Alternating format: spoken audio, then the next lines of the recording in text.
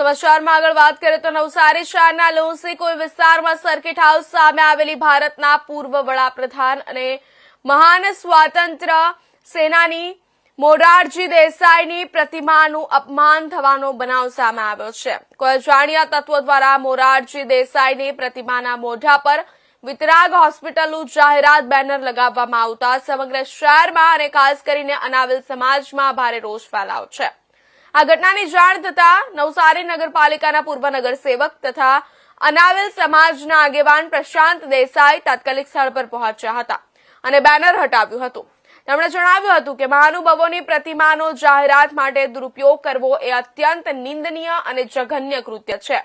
આ બાબતે જવાબદાર એજન્સી તથા સંસ્થાઓ સામે પોલીસ ફરિયાદ કરવાની ચીમકી ઉચ્ચારવામાં આવી છે।